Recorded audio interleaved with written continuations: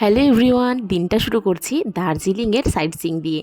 আজকের ভিডিওটা একটু অন্যরকম। আমাদের সঙ্গে তোমরাও দেখতে পারবে দার্জিলিংয়ের কিছু সুন্দর সুন্দর জায়গা। তো আমরা কিন্তু দু একটা জায়গা মিস করে গেছি। আর এই দেখো, আমরা সকাল সকাল একদম রেডি শেডি হয়ে খাবার খেতে হোটেলের এখানে চলে এসেছি। তো আমাদের এখানে যেই হোটেলটাতে আমরা ছিলাম সেখানে থাকা খাওয়া দুটোই একসঙ্গে ছিল। তো এখানকার খাওয়া দাওয়া এত সুন্দর ছিল। আর এই যে দেখতেই পারছো তোমরা, প্রথমে আমি যেই কাকুকে দেখালাম সেই কাকুরই এই হোটেলটা। এই কাকুর বাড়ি কোচবিহারে। ওনার সঙ্গে আমাদের মনের দারুণ মিল হয়ে গেছে, যেহেতু আমাদের এই দিককার লোক ওই দিকের লোক না বলে খুব মিল হয়ে গেছে। এখানে আমাদের খেতে দিয়েছিল একটা ভালো আলুর সবজি, মানে ভালো আলুর সবজি বলতে টেস্টি ছিল, সেই জন্যে বললাম ভালো আলুর সবজি। একটা আলুর দারুণ সুন্দর টেস্ট করে একটা তরকারি বানিয়েছিল, ডাল দিয়েছিল, মাছের ঝোল দিয়েছিল, তারপর দিয়েছিল কাঁচা লঙ্কা পেঁয়াজ, তারপর খাওয়ার শেষে দিয়েছিল চাটনি। তো সিম্পলের মধ্যেও খাওয়াটা খুব টেস্টি ছিল। ও সরি স্কিপ করে গেছি, সঙ্গে কিন্তু পাঁপড়ও দিয়েছিল। তো আমাদের খাওয়াটা খুব ভালো হয়েছিল, যেহেতু আমরা বাইরে গেছি, বাঙালি হোটেল পেলে কতটা ভালো হয় বুঝতেই পারো। পেটের সমস্যাও হবে না, আর মনে হবে বাড়ির খাবার খাচ্ছি। তো এই দেখো, রেডি শেডি হয়ে খাবার দাবার খেয়ে বাইরে এসে দাঁড়িয়ে আছি গাড়ির জন্যে। গাড়ি পেলেই টুক করে উঠে পড়বো আমরা দার্জিলিংটাকে দেখার জন্যে। তো আমার তো এই জায়গাটা এতটা ভালো লেগেছে যে আমার পেছনে এই ক্লক টাওয়ারটাকে আমি বারে বারে তোমাদের দেখাচ্ছি। তো তোমাদের কেমন লাগলো অবশ্যই জানিও আমার এই স্পটটা, যেটা আমি চুজ করেছি থাকার জন্যে। তোমরাও চাইলে এরম ক্লক টাওয়ারের সামনে অনেক হোটেল আছে, সেখানে গিয়ে থাকতে পারো। খুব সুন্দর পরিবেশ দেখা যায় এখান থেকে। ভিউ, একটা রুম ছিল ভিউ রুম, আর আর অনেক বাদবাকি আরও রুম ছিল, কিন্তু আমরা ভিউ রুমটাই নিয়েছিলাম, যেখান থেকে দার্জিলিংয়ের টোটাল কাঞ্চনজঙ্ঘার ভিউটা দেখা যায়। খুব সুন্দর কাঞ্চনজঙ্ঘা, সারাটা দিন মনে হচ্ছিলো আমাদের সঙ্গেই রয়ে গেছে। আর সামনেই একটা ছোট্ট মোটো স্টেশন ছিল। স্টেশনে তো মানে সারাদিনই টয় ট্রেন যেতেই থাকে। আমি প্রচুর টয় ট্রেন দেখেছি, আর আমার ছেলেও অনেক টয় ট্রেন দেখেছে। যেহেতু আমার ছেলে ট্রেন দেখতে খুব ভালোবাসে, এই জন্যেই আমি এই জায়গাটায় গিয়ে মনে হয়েছে আমি ঠিক সার্থক হয়েছে আমার আশাটা। আর রাস্তায় দেখো, আস্তে আস্তে একটা সুন্দর ডগ দেখে ফেলেছি। আর এই তো সেই ফেমাস কলেজ, যেই কলেজে অনেক বইয়ের শুটিং হয়েছিল। শুধু শুটিং হয়েছিল বলেই কিন্তু কলেজটা আমার কাছে এতটা ফেমাস না, কারণ এই কলেজে আমার ভাই পড়াশোনা করেছে, তার জন্য এই কলেজটা আমার কাছে আরও অনেক স্পেশাল। যে এত ভালো একটা কলেজে আমার ভাই পড়াশোনা করেছে। আর আমি কলেজটা দেখছিলাম আর ভাবছিলাম যে আমার ভাই এই কলেজের সামনে কত ফটো তুলেছে, আর দারুণ দারুণ পোজ দিয়ে, শাহরুখ খানের মতন পোজ দিয়ে ফটো তুলেছে।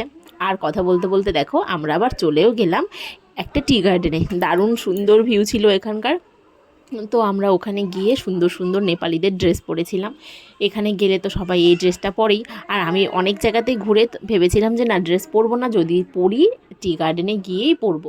তো এখানে গিয়ে আমরা সবাই মিলে ড্রেস পরে নিয়েছি। আমি কিন্তু ব্লু কালারটা চুজ করেছিলাম। আর আমাকে এই ড্রেসটাতে কেমন লেগেছে একটু জানিও। আমি মনে করছিলাম আমাকে একটু মোটা মোটা দেখা যাচ্ছিলো, যদিও আমি তো ভুটকি, সেটা আমি জানি। তার মধ্যে এই ড্রেসটা পরে আরও ভুটকি দেখা যাচ্ছে। আর একটু স্টাইল করেই পাতা তোলার ঢং করছি।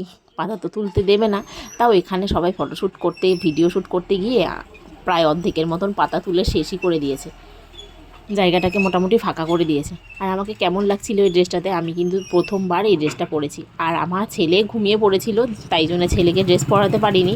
ওখানে এক জায়গায় ছেলেকে শুয়ে রেখেছিলাম। আর এটা একটা সুন্দর মন্দির ছিল। এই মন্দিরটাতে গিয়ে আমরা কিছু ফটো টটো তুলে চলে এসেছি, কারণ অনেক ঠান্ডা পড়েছিল, হাওয়া ছেড়েছিল অনেক। তারপর মা আর ছেলের একটু আদর ভালোবাসা তো দেখতেই পারছো। আমরা কিন্তু ওখান থেকে এসে চলে গেছিলাম জুতে। কিন্তু জুর পুরো ভিডিওগুলো আমি এখনও তোমাদের সঙ্গে দিচ্ছি না, কারণ এই জুর ভিডিওগুলো দেখতে বাচ্চারা প্রচণ্ড পরিমাণে পছন্দ করবে, কারণ এখানে যত অ্যানিমেলস দেখেছি। তাই জন্যে আমি আমার জুর ভিডিওগুলো আমি এক্সট্রা করে পরে ছাড়বো ভালো করে, কারণ ওই ভিডিওটা আলাদা থাকলেই আমার মনে হচ্ছিল ভালো লাগবে, কারণ বাচ্চারা দেখতে পারবে এখানে কত কত অ্যানিমেল আছে।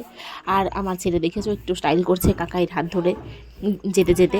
আর যেখানে ওর রাজু কাকাই আছে সেখানে যেতে একদম আমার ছেলেকে নিয়ে আমি ভয় পাই না, কারণ ওর কাকাই ওকে খুব ভালো মতন সামলাতে পারে, বাবার থেকেও বেশি সামলায় ওর কাকাই। তাই জন্যে যেখানে যায় আমার ছেলে কিন্তু রাজু কাকাইয়ের পেছন পেছনই ঘোরে। তারপর আমাদের এই যে একটু স্টাইল ছেলে আর মায়ের। আর দার্জিলিং গিয়ে তোমাদের কার কার ভালো লেগেছে জানিও, আমার কিন্তু ভীষণ ভালো লেগেছে।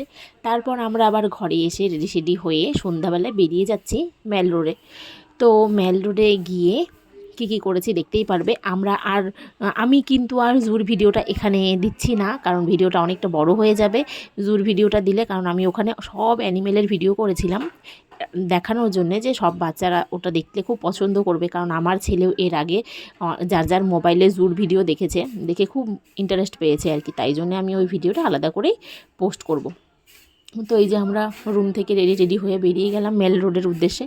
এই হেঁটে হেঁটে যাচ্ছি, এখানে তো কোনো গাড়ি ঠাড়ি পাচ্ছিলাম না, হেঁটেই মনে হয় যেতে হয়। বাপরে এত খাড়া রাস্তা, আমার তো প্রচণ্ড পাই ব্যথা হয়ে গেছিলো। আমি তো পুরো মেল রোডটা ঘুরে দেখতেই পারিনি, শুধু যেখানে না গেলে মনে হয় না যে দার্জিলিং এসেছি। এই জায়গাটা যে কে এত ফেমাস করেছে কে জানে।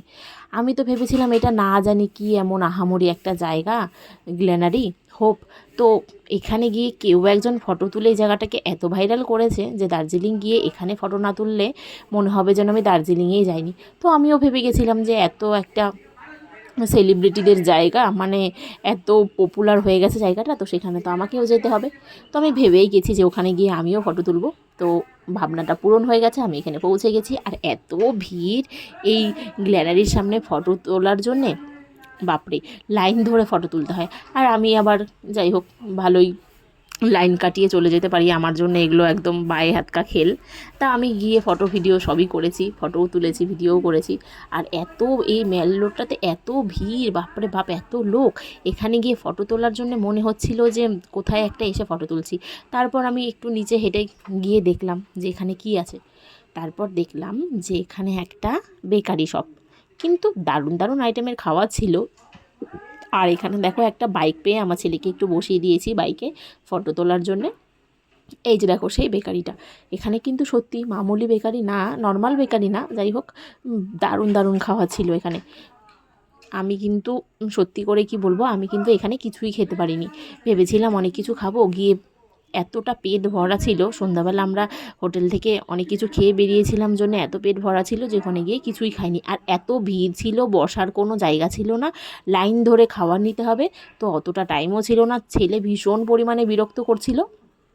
এই যে দেখো এখানে খাওয়ার জায়গা, বসে খেতে হবে, এখানে একটা সিটও ফাঁকা নেই যেখানে বসবো বা একটা কোনো জায়গায় গিয়ে রিল্যাক্স করে দাঁড়িয়ে খাবো।